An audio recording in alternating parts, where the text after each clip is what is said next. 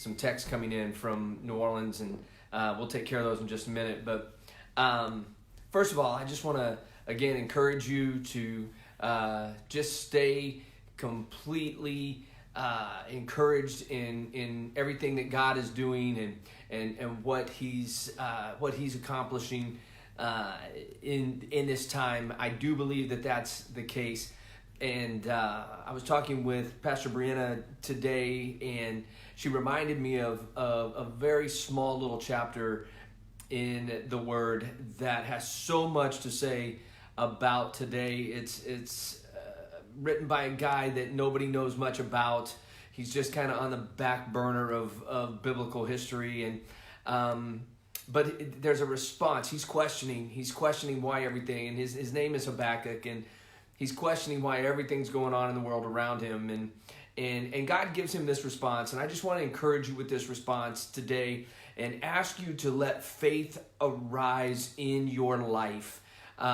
Hearing this word, and this is one of the answers that God gave to a guy named Habakkuk, and it was this. In Habakkuk chapter 1, he said, "Look at the nations and watch and be utterly amazed." You know, we're watching the globe right now more than ever before. We have our fingers and we're looking at the pulse of China and Italy and all these other places around the world and seeing what is happening globally. Look at the nations and watch and be utterly amazed. For I am going to do something in your days. You know, God is doing something in our time and in our days like is unprecedented. It's never been done before. We've never seen it before. And I know we think we're seeing just a bad side of it, but I believe we're seeing God move in ways, and people are connecting in ways to faith, and they're connecting to one another. And so God says, I am going to do something in your days that you would not believe even if you were told. You know, I think so many of us have that question of, God, just what's happening? Give me an answer.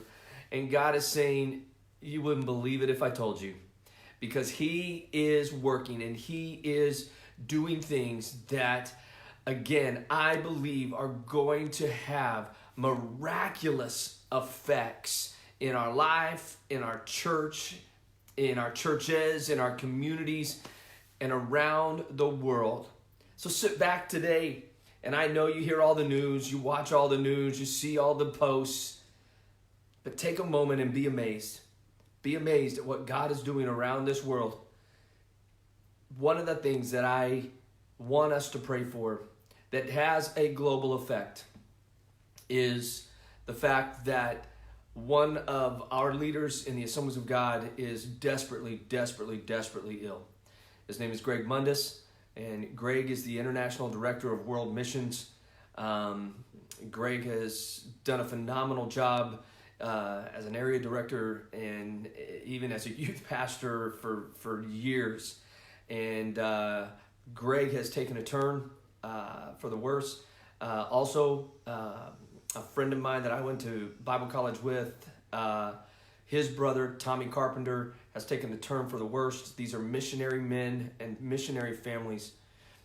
And as you have your prayer time tonight, tomorrow, throughout this week, I am asking that as a church, as a community, that we come together in faith, believing for a miracle.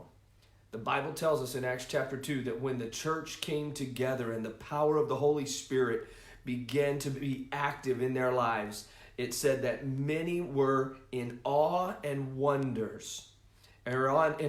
because of the miraculous things that were happening. Now is the time.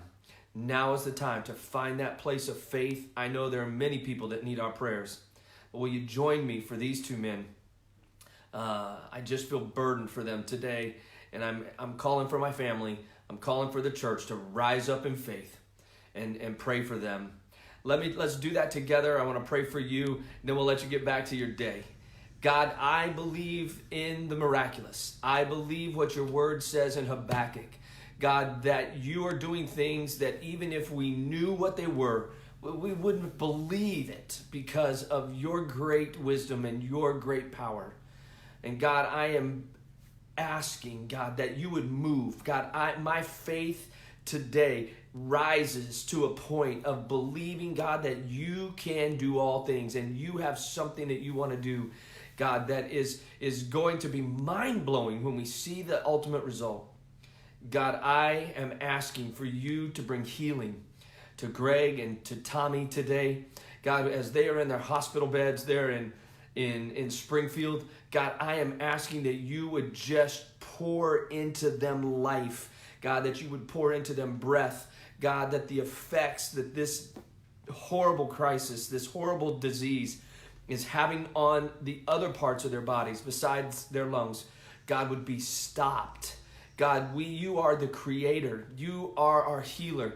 God, and I pray that anything that is not of creative design that is in these men, and God, even in this world, that you would reverse it. God, that you would put a stop to it and bring healing to not only people, not only to a nation, but to the world today for your glory, for your benefit, God. So again, like your word says, that people could look at the nations and be amazed at what you do. God, I pray for those that are online with me today. I pray that you would just calm their fears, that you would encourage their spirits, God, that if they need healing in their body, that you would bring it to them. I pray for their families. I pray, God, that you would, again, work in every situation that concerns them. God, because of your great love, God, we are not consumed. We are not overwhelmed by this, but you are the overwhelming victor, and we believe that today in your name. Hey, thanks, guys, for taking just a couple minutes of your lunchtime and allowing me to speak into your life. Be with us Wednesday night, 7:30. We're going to be going back into Psalm 91. Again, what an incredible psalm this is for the time that we live. And then again on Sunday morning, please don't miss out on our worship together, our online church, as we come together again at 10:30. Pastor Brooke is going to be bringing an incredible message for your heart and your soul. And you will not want to miss out on that time. So listen, we love you guys. We're believing with you. Our faith is high. Let faith arise. And we look forward to seeing you next time. Bye.